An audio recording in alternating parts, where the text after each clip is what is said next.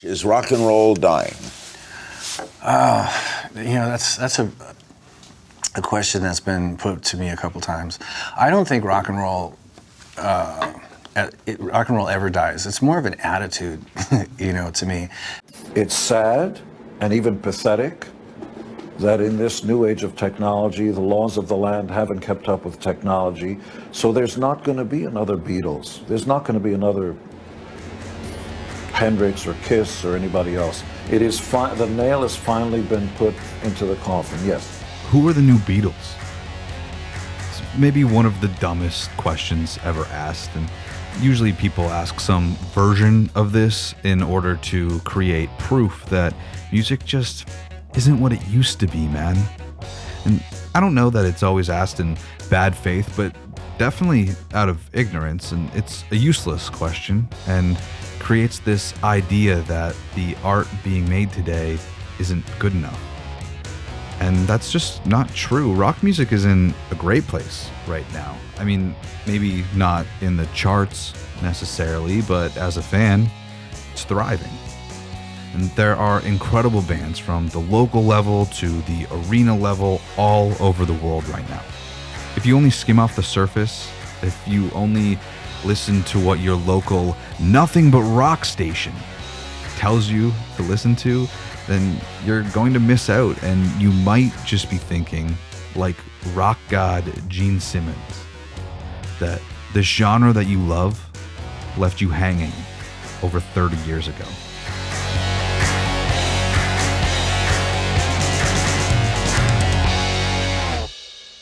Gene Simmons on more than one occasion has said that rock is dead. The nail is in the coffin, the Kiss coffin, if you will. But most recently, just before the new year, he was on the Kuhn show, where he doubled, tripled, and maybe even quadrupled down on this idea that rock is dead. Gene said, quote, "If you walk down the street and asked a 20-year-old, who's the bass player in Nirvana, they wouldn't know what you're talking about. Everybody knew the Beatles. If you hated rock music, you knew about them." Look, I'm pretty confident that if you asked a 20-year-old on the street in 2025 to name all four members of the Beatles, they wouldn't be able to do it. I mean, what kind of metric is that?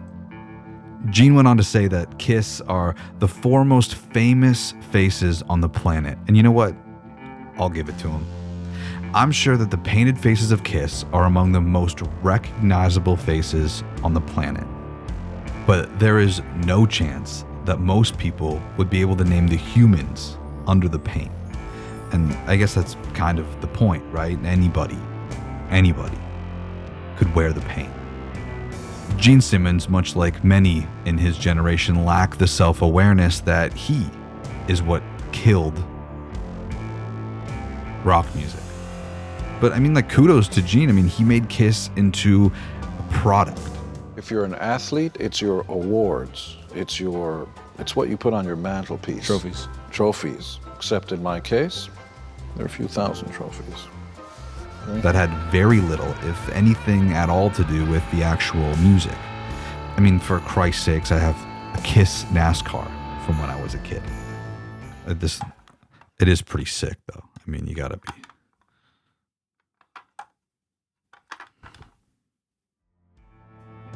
I mean, in fact, I have a pretty ridiculous amount of Kiss merchandise. I'm sure you can see the poster over there. I've been gifted a lot from my childhood and even in my adult life. Maybe that's for another video.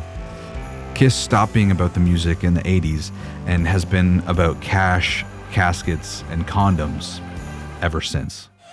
After you've done caskets... How many caskets did you sell? I don't know, but they wrote a big check. Every single thing that has Kiss on there is an award for a job well done.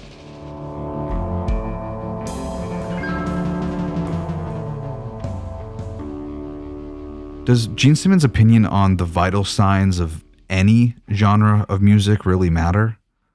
The short answer is no, but his main gripe can be boiled down to not only rock music being dead, but the music industry as a whole. Gene has this fun little game he plays where he invites the interviewer to name any iconic artist from 1988 to now. I'll play a short game with you. From 1958, for 25 or 30 years after that, let's give it 30 years. 1958 for 30 years makes it 1988, okay?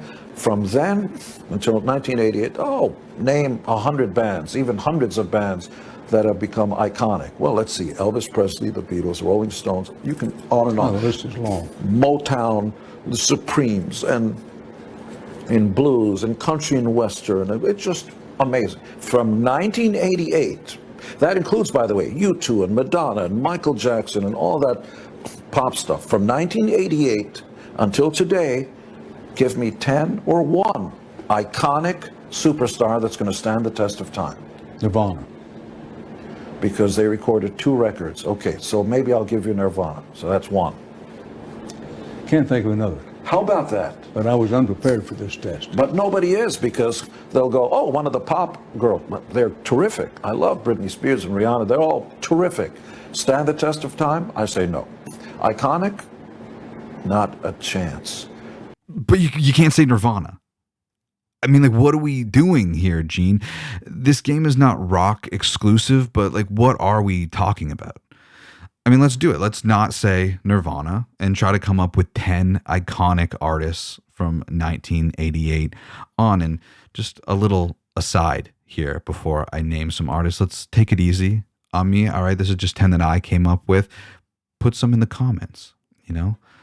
Let's make this a collaborative effort. But here are 10 artists that I came up with that I think you could say are iconic, have had a true stamp on the music industry from 1988 to now.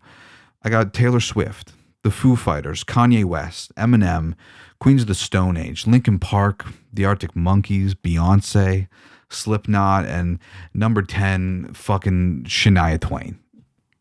And I will gladly go into why I believe those artists are just some of the iconic artists from the last 30 years. But again, maybe that's for another video. Let me know in the comments why you disagree with some of that and maybe some better options.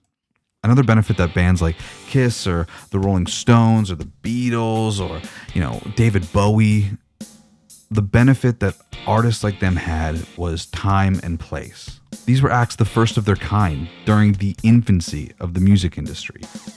And fast forward over 60 years since the Beatles were formed, and the music industry is just a little bit different. It's oversaturated, and that might be an understatement. There are still gatekeepers and tastemakers, but the barrier of entry for releasing music is very low. I mean, the barrier of entry for even recording music is very low. I remember when I showed my uncle GarageBand for the first time, and he was astounded, telling me that this is a game changer. You know, he used to wax poetic about using 4-track in the 80s. You know, 99,000 songs are uploaded every year to streaming services.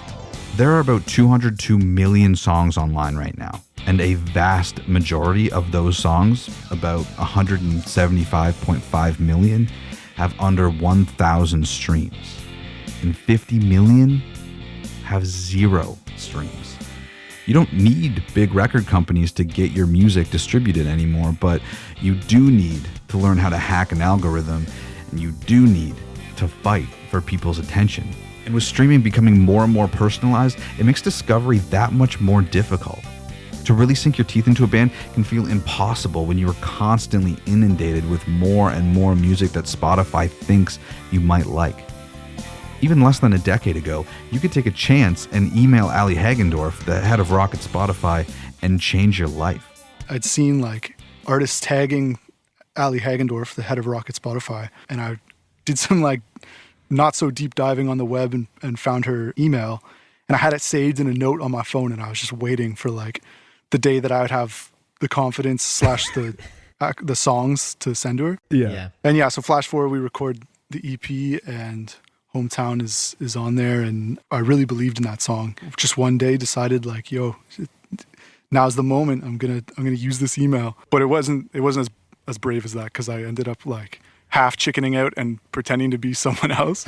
Where I was like, I sent her the link to the song, and I was like, OMG, Ali, like, you've got to check out this band from Canada. They're called Cleopatrick. They just dropped this new song, Hometown, and I'm obsessed, or some shit like that. Like, it's so lame. Literally 20 minutes later, I like checked my phone and she had replied and was like, OMG, this rocks.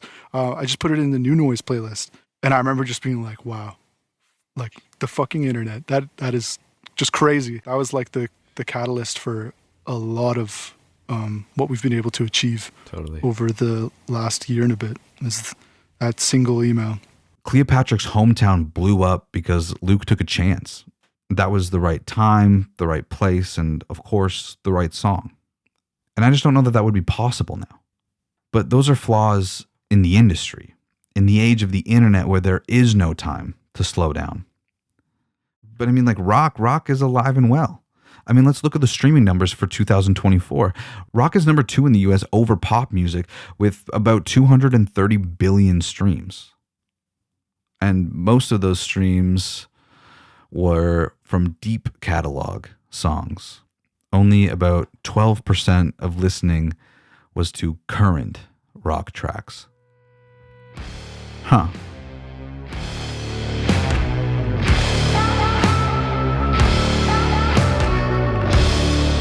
So rock music was the second most streamed genre in the United States in 2024, with a majority of those streams being back catalog. This is something that I found so interesting. If you talk to anybody over the age of, 35 or 40, they all have the same talking point, that there are no good rock bands anymore. Of course, with the exception of Greta Van Fleet. They say it with such confidence, like it's a given. I mean, I'm not a numbers guy, B, but surely a few of those bands uploading some fraction of the 99,000 songs every year are good bands. I mean, some of them got to be great, right? I mean, we all have uncles, fathers, repair guys that have all said a version of this statement, if not exactly that statement. I actually had a repair guy at my place a couple weeks ago, and he dropped the Greta Van Fleet line on me. And it's not a shock why these guys love Greta Van Fleet. It reminds them of Zeppelin because it's Zeppelin, and it takes them back to smoking cigarettes in gym class. I think that's great, but it's so dismissive of all the great bands out there. And I understand you don't need old guys to like your music, but they do have disposable income to spend on things like merch and records, But I know that there are incredible rock bands out there, and they have super cool fan bases. And look, maybe they don't sound like Led Zeppelin or Jimi Hendrix, but you know what? Also, they probably do a little bit. And I would show my dad or I show my uncles new rock bands that I'm listening to, they get locked in. Greta Van Fleet was so on the nose. And I mean, Greta Van Fleet, God bless them. If your radio is still the only thing that's telling you what's good, you're being lied to. And I would never lie to you. If you like heavy, energetic music that brings back the smell of Pall Malls and Bush Light, there are so many great bands out there that I want you to give a chance. I made a little Spotify playlist linked below that you should check out, featuring bands like Dead Poets Society, Broken Love, Cleopatrick, Royal Tusk, Tigercub, and more. And in the spirit of honesty, I maybe threw my band in there as well. But I made it collaborative, so please add your own band, add rock bands that you think people should hear. I would love to listen to them. That's linked below. But back to Gene.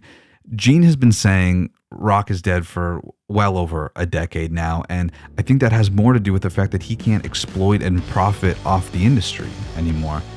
Gene and anybody else who thinks rock is dead has just lost the passion of pursuit in something that they used to love. And that's okay. Enjoy what you enjoy, but just because something outgrew you doesn't mean it's devoid of life. I don't think rock ever dies. It's more of an attitude, to me.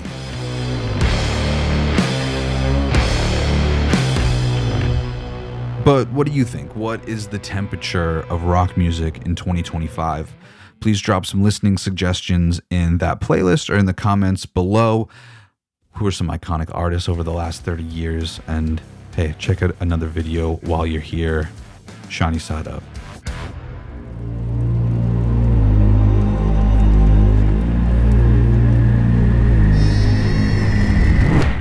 Tone capture.